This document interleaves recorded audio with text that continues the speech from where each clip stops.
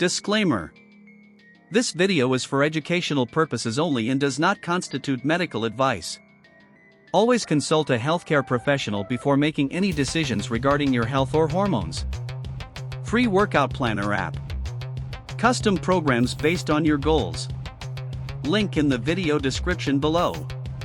Training science, what actually builds muscle? You're probably training wrong. You can spend years in the gym and still make surprisingly little progress. And the problem isn't always motivation. Sometimes, you're simply following training advice that sounds good but doesn't actually make sense. There are thousands of exercises, hundreds of workout programs, endless opinions about the perfect number of sets and reps, and countless fitness myths circulating online. But building muscle doesn't need to be this complicated. In this video, we're going to look at what training science actually tells us about the exercises you choose, progressive overload, training volume, intensity, and some of the biggest muscle growth myths. What actually makes a muscle grow? Before talking about the best exercises or the perfect number of sets, we need to understand the basic principle behind muscle growth. When you perform resistance training, your muscles are exposed to a mechanical stimulus. Your body then has to recover from that stimulus and adapt to it. Over time, if your training provides a sufficient stimulus and you recover properly, your muscles can become larger and stronger. That's why the goal isn't simply to make your workout exhausting. The goal is to create a stimulus that your body can adapt to and then gradually increase the challenge over time. Is there really a best exercise? One of the most common questions in fitness is, what is the absolute best exercise for this muscle?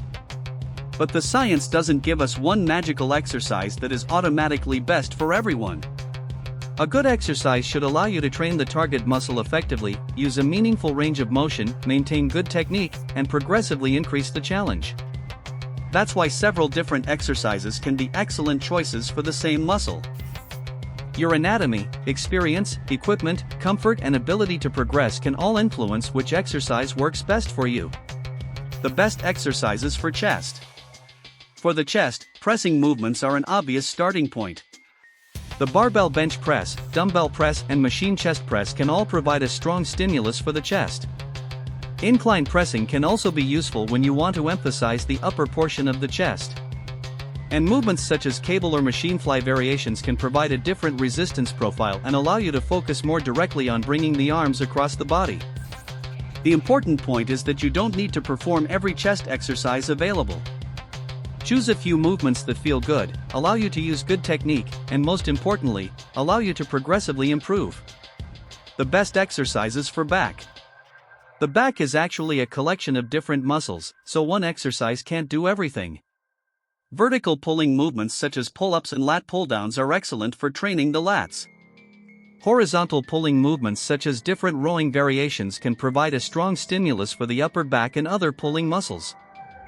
You can also use different grips, machines, and cable exercises to find movements that allow you to train the back comfortably and progressively. Instead of searching for one perfect back exercise, think about covering the different movement patterns and choosing exercises you can actually progress with. Don't ignore the side and rear delts. When people train shoulders, they often focus heavily on pressing. Pressing movements are useful, but they aren't necessarily the only thing your shoulders need. The lateral and rear portions of the deltoids can benefit from direct exercises such as lateral raises and rear delt movements.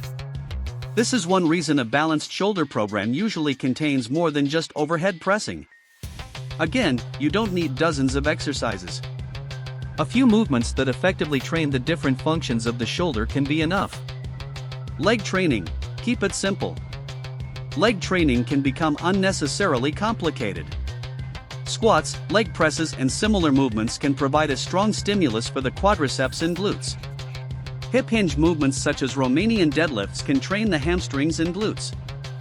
Leg extensions and leg curls can then provide direct work for the quadriceps and hamstrings. And don't forget the calves.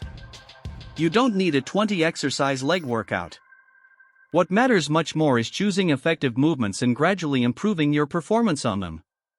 Progressive overload changes everything. Now we get to one of the most important concepts in resistance training, progressive overload.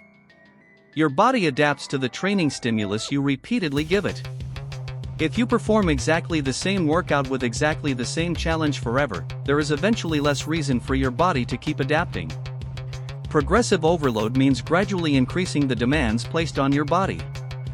That could mean lifting more weight, performing more repetitions, improving your technique, increasing your range of motion, or using a more challenging variation. The key word is progressive. You don't need to destroy yourself every workout. You need to become better over time. You don't need more weight every workout. Progressive overload doesn't mean adding weight every single time you enter the gym. Imagine you're performing 3 sets of an exercise with a target range of 8 to 12 repetitions. At first, you might achieve 10, 9, and 8 repetitions. Over several workouts, you may eventually reach 12 repetitions on all 3 sets with good technique. At that point, increasing the weight and working your way back up through the repetition range is one simple way to continue progressing. This is often called double progression, and it's a very practical way for beginners and intermediate lifters to track progress. More sets is not equal to more muscle. Another common mistake is assuming that more training volume automatically means more muscle. Training volume is important, but there is a point where adding more sets provides less additional benefit. At the same time, excessive volume can make recovery more difficult and can reduce the quality of your training. The goal isn't to do the maximum amount of work you possibly can. The goal is to find an amount of training that provides a strong stimulus while still allowing you to recover and perform well in your next workouts. Volume versus intensity. So which is more important, volume or intensity? The answer isn't simply one or the other. Volume describes how much training you're doing, while intensity can refer to how heavy the load is or, in everyday gym language, how hard the set feels. You can perform lots of sets with relatively moderate loads, or fewer sets with heavier loads. Both approaches can work. What matters is whether the training provides enough stimulus, whether you can perform the exercises effectively, and whether you can recover from the workload. More isn't automatically better, and heavier isn't automatically better. Do you need to train to failure? Training to complete muscular failure can be a useful tool, but you don't necessarily need to take every set to absolute failure. Sets performed close to failure can provide a strong stimulus, while stopping slightly earlier can sometimes allow you to maintain better technique and recover more easily. This becomes particularly important when you're performing multiple exercises or training frequently. For many people, the goal should be to train hard enough to challenge the muscle without turning every set into a life or death battle. Myth: heavy weights are the only way to build muscle. Here's a major muscle building myth: if you're not lifting heavy, you're not building muscle. That's simply too simplistic. Muscle growth can occur across a relatively broad range of repetition loads when the sets are sufficiently challenging. Heavy training has advantages, particularly for developing strength. But you don't need to live in the 3 to 5 repetition range to build muscle. Moderate and even relatively high repetition training can also be effective when performed with sufficient effort. Myth: more soreness means more growth. You know that feeling when you can barely walk after leg day? It might feel like proof that you had an amazing workout. But muscle soreness isn't a reliable measurement of muscle growth. You can have a very productive workout and experience little soreness. You can also become extremely sore from a new exercise without necessarily producing more muscle growth. Soreness is simply one response to training, especially when you introduce unfamiliar exercises or workloads. Don't chase pain.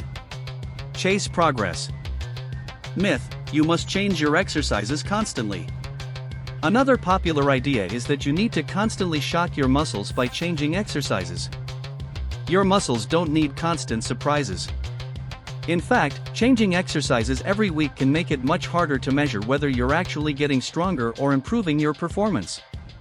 If an exercise works well for you, there's nothing wrong with keeping it in your program for months or even years.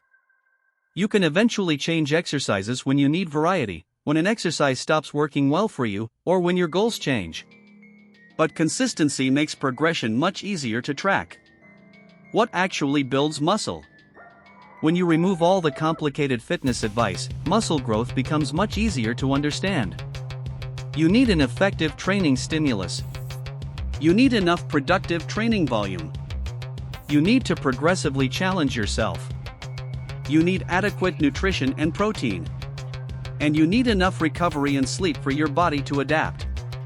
None of these things works like magic on its own. It's the combination, repeated consistently over months and years, that produces the result. Stop looking for the perfect workout. The biggest lesson from training science is probably this: you don't need the perfect exercise. You don't need the perfect number of sets. You don't need to train until you collapse. And you definitely don't need to change your workout every week. You need a program that trains your muscles effectively, allows you to progress, fits your lifestyle, and gives you enough time to adapt. The best workout isn't the one that looks the most impressive on paper. It's the one you can perform consistently and progressively. Train smarter. Get stronger. Building muscle isn't about finding a secret exercise or following the latest fitness trend. It's about understanding the basics and doing them consistently. Train hard. Progress gradually. Eat enough. Recover properly. And give your body time to adapt.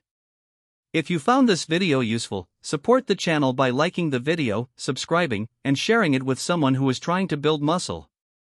And remember, train smarter, stay consistent, and let the results take care of themselves.